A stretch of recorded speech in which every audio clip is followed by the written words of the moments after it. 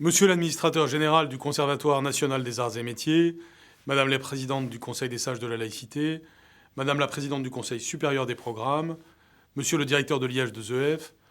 Mesdames et Messieurs les inspecteurs généraux, Mesdames et Messieurs les référents valeurs de la République, Mesdames, Messieurs. Je suis évidemment très heureux d'inaugurer cette deuxième session du cycle de conférences qui a été conjointement conduit par le CNAM et le Conseil des sages. Je tiens une nouvelle fois à remercier très chaleureusement Olivier Faron pour l'organisation de ce cycle de conférences. Et je veux remercier aussi Dominique Schnapper, car grâce à vous, l'ensemble des membres du Conseil des sages de la laïcité aussi, nous pouvons nous honorer d'avoir désormais une assise intellectuelle puissante pour structurer notre action pour la défense du principe de laïcité au sein du ministère de l'Éducation nationale, de la jeunesse et des sports. Mais aussi pour apporter un éclairage indispensable à tous les acteurs éducatifs sur de tels enjeux, c'est-à-dire les enjeux de la laïcité au travers des enjeux de la formation. Malgré les difficultés à nous réunir l'an dernier dans le bel amphithéâtre Abbé Grégoire, le précédent cycle de conférences fut une réussite. Il a été ponctué par la publication des actes au jour même de l'ultime conférence qui a eu lieu le 9 décembre 2020. Ces conférences, qui réuniront cette année encore des personnalités intellectuelles de premier plan, participent de l'effort général de réflexion et de formation de l'ensemble des personnels de l'institution scolaire. Et j'ai voulu développer cela dès mon arrivée à la tête du ministère, parce que je pense que nous avons besoin d'un cadre cohérent, et que ce cadre cohérent doit ensuite avoir un effet matriciel sur l'ensemble de notre système scolaire, grâce à la formation de formateurs. J'ai d'ailleurs, voici peu, confié une mission sur ce point à l'inspecteur général honoraire Jean-Pierre Aubin,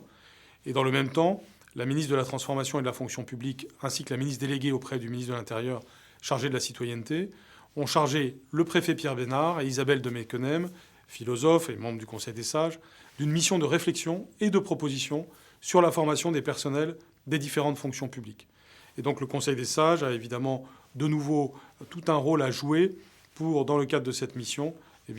enrichir les perspectives de formation dans la fonction publique en matière de laïcité et plus généralement de valeurs de la République. Sans doute sera-t-il possible à un moment ou à un autre d'en rendre compte au cours de votre cycle de conférences. Quand on voit ce que nous disent aujourd'hui les sondages sur la perception de la laïcité par les jeunes Français, cela ne peut que renforcer notre détermination à agir pour mettre en œuvre un plan ambitieux de formation pour les enseignants et plus généralement pour les fonctionnaires qui sont devant nos élèves et qui font vivre les principes et valeurs de la République. Les principes de la République et la laïcité en particulier doivent redevenir une évidence pour les générations futures. Donner envie, susciter de la fierté.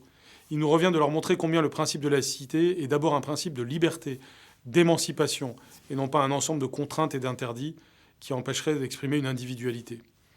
Pour cela, nous devons être mieux armés pour défendre les principes de la République et plus encore pour les expliquer. C'est l'idée qui sous-tend la parution prochaine du guide « L'idée républicaine aujourd'hui », sous la direction de la présidente du Conseil des sages, Dominique Schnapper, ainsi que d'un ouvrage pédagogique coordonné par l'Inspection générale.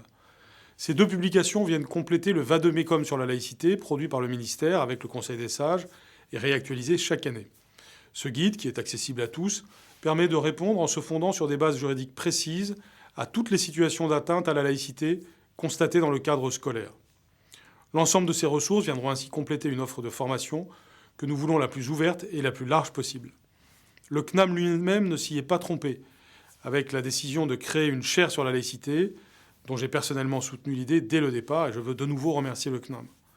À travers ce cycle de conférences organisé par le CNAM et par le Conseil des sages de la laïcité, vous participez ainsi à cette grande ambition que nous avons en partage, celle de partager un socle intellectuel commun autour de la République, autour de la laïcité, pour les faire vivre, en défendant évidemment les principes qui les sous-tendent, les promouvoir, les transmettre, en faisant comprendre à tous l'extrême modernité de l'enjeu de la laïcité, parce que c'est ce qui nous permet de vivre ensemble en liberté, mais aussi avec l'égalité et la fraternité. Donc cette modernité de la laïcité, cette modernité de la République, dans le monde complexe qui est le nôtre, est quelque chose d'essentiel que vous vous êtes mis en situation de faire vivre. Merci donc à vous pour votre participation et à très bientôt.